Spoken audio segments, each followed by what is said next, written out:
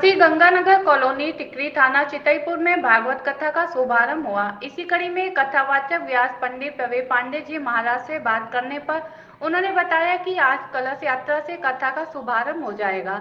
आज कलश सुल्तानकेश्वर महादेव मंदिर के घाट से गंगा जल भरा जाएगा और उसके बाद गंगानगर कॉलोनी में कथा स्थल तक 51 कलश महिलाएं अपने अपने सर पर लेकर आएंगी और कथा स्थल पर सारा कलश रखा जाएगा, जहां संत कुमारों ने भागवत का प्रवचन करते हुए नारद के मन का संशय दूर किया। इसी कथा को धुनकारी प्रेत ने अपने अग्रज से श्रवण किया और प्रेत योनि से मुक्ति पाकर विष्णु लोक को प्राप्त हुए। कथा व्यास ने कहा कि भगवत श्रवण से जीव के सभी पाप कर्म मिट जाते हैं। वहीं कथा व्यास पंडित प्रवीण पांडे महाराज ने बताया कि जो भी भक्त भागवत कथा का वाचन करता है उसकी समस्त मनोकामनाएं पूर्ण हो जाती हैं। उन्होंने कहा, सिर पर कलश रखने वाले श्रद्धालुओं की आत्मा पवित्र और निर्मल होती है। ऐसे भक्तों पर भगवान की विशेष कृपा होती है।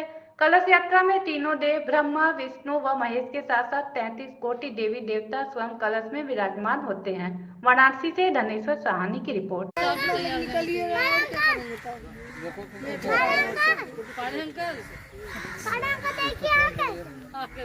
तुम भी तो आओ नीचे, आ जाओ।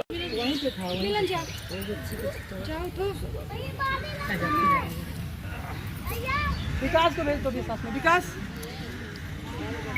रिंकू की गाड़ी लेके जा जल्दी।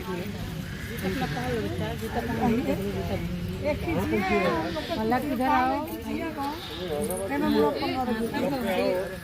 भी तो भगवान जी को स्पर्श कर लें।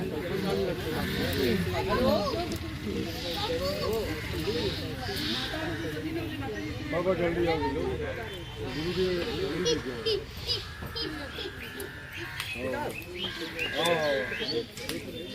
लाल की जय, सरकार की जय, महापुराण की जय, बाबा की जय, लाल जी महाराज की जय। नमः पार्वती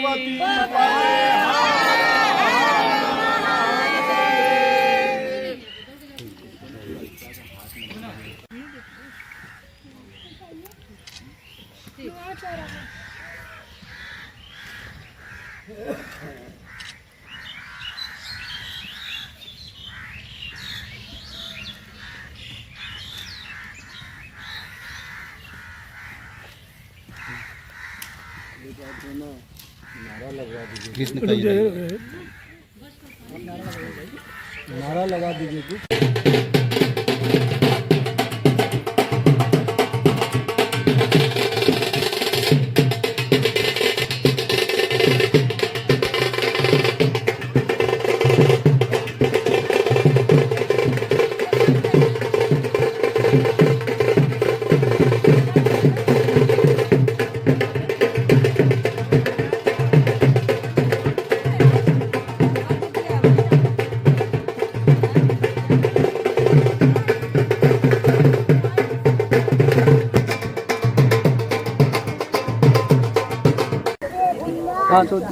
महोदय जी, अपना परिचय बता दें। मैं दीपक सिंह राजवीर, भाजपा नेता, अधिवक्ता वाराणसी। क्या कहेंगे नेताजी, आयोजन चल रहा है सनातन को समर्पित। सनातन एक ऐसा धर्म है, एक ऐसी व्यवस्था है पूरे विश्व में जो हम जिस चीज़ का उपभोग करते हैं, चाहे वो जल रहे, चाहे अग्नि रहे, चाहे सांस लेते हैं, वायु रहे, हम सबको देव मानते हैं।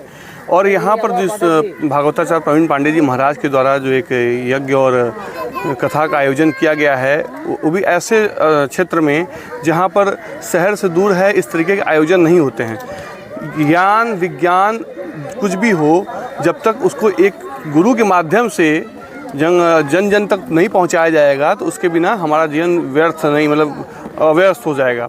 तो मैं यही कहना चाहूँगा इस आयोजन के लिए कि सनातन परंपरा में जिस तरीके से हमको वो हमारे पूर्वजों के द्वारा बताया जाता है कि यज्ञ करने का सौभाग्य कल्प कल्पांतर जन्म जन्मांतर के बाद मिलता है, और इस जो पवित्र क्षेत्र में हो रहा है, इस सराय डंगरी में भगवतीपुर क्षेत्र में हो रहा है, यहाँ के लोग बड़े ही दयालु कृपालु हैं जो गुरुजी का बढ़ चढ़ के सहयोग कर रहे हैं और इस आयोजन को सफल बनाने के लिए अपना पूरा पुरजोर मेहनत और पूरी अपने ताकत झोंक रहे हैं। नेताजी, कुछ दिन पहले उत्तर प्रदेश के मुख्यमंत्री जी ने एक अपने स्पीच में कहा था, बटोगे तो पटोगे। इसको राजनीतिक लोग तमाम इश्यू बना रहे हैं, क्या कहेंगे ऐसे युवा?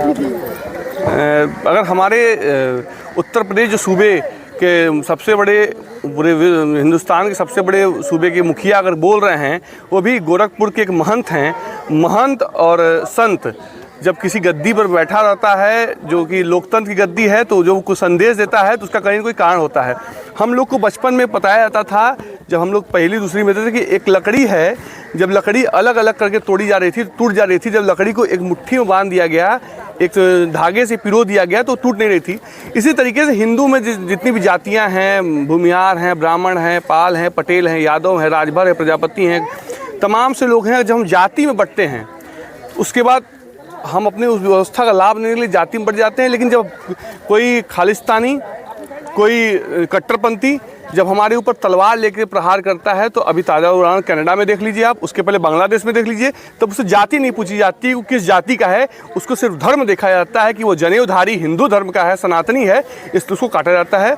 तो माननीय मुख्यमंत्री जी ने जो कहा है कि कटेंगे तो बटेंगे तो कटेंगे, तो ये बिल्कुल सत्य कहा है। हम सभी को इस बात का स्मरण करके अपने आए हर दिन की दिनचर्या में इस बातों को चरितार्थ करना चाहिए कि हम अगर किसी तो अपने हिंदू भाई का हित नहीं कर सकते हैं, तो अपने द्वारा, अपने कर्मों के द्वारा, अपने सोच विचार के द्वारा उसका अहित न करें और पूरे हिंदू समाज को, पूरे हिंदुस्तान में एक तरीके से पिरो करके रखें। Thank you. महाराज जी अपना परिचय बता दें। जी, मैं प्रवीण पांडे, वैष्णव आचार्य, वाराणसी। बड़ा ही भव्य अनुष्ठान है गुरुजी, क्या कहेंगे इसके बारे में? जी, कहते हैं कि सनातन में, हमारे धर्मों में यज्ञ ही सबसे बड़ा हमारे जीवन का सार है और वही हम लोग करते आते रहते। कहते हैं कार्तिक महीना सबसे पवित्र महीना माना जाता है वैसे हमारे धर्मों में, और वैसे भी गंगा के तट पे हम लोगों का जन्म हुआ काशी में, और काशी में गंगा के तट पे जन्म हुआ, तो इसीलिए विगत वर्ष हर वर्ष यहाँ पर जो है श्रीमद् भागवत महापुराण का आयोजन होता है समस्त ग्रामवासियों के सहयोग से। क्या कुछ इसमें यात्रा वगैरह भी देखी जा रही है गुरुजी? जी, कलश यात्रा कहते हैं कि सबसे पहला तो हम कोई भी कार्य करते हैं तो कलश यात्रा हमारे जीवन में सबसे पहले है, क्योंकि कलश में ही, जल ही जीवन का सार है। जल में ही कलशस्य मुखे विष्णु कंठे रुद्रे मूले समाहितम ब्रह्मा, और तीनों लोक का विराजमान कलश में है। इस आयोजन के माध्यम से काशी वासियों के लिए संदेश यही है कि देखिए, एक चीज़ मैं कहना चाहता हूँ कि आज हमारे सनातन को और समाज को ज्ञान के कारण समस्याएं जो हो रही है, आप लोग सामने देख रहे हैं। आज बहुत बड़ी विविधाएं हैं कि 15 से 20 वर्ष का बालक जो है, और हर घर में सुनने को मिल रहा है कहीं कहीं कि वो आत्महत्या कर ले रहा है, कोई जहर खा ले रहा है, तो कोई फांसी लगा ले रहा है। क्यों? केवल ज्ञान के कारण। कहते हैं जो ज्ञानी व्यक्ति होता है कभी भी इस जीवन को ऐसे ही नष्ट नहीं करना चाहता, और इसीलिए समाज में यही है कि कम से कम ज्ञान प्राप्त हो।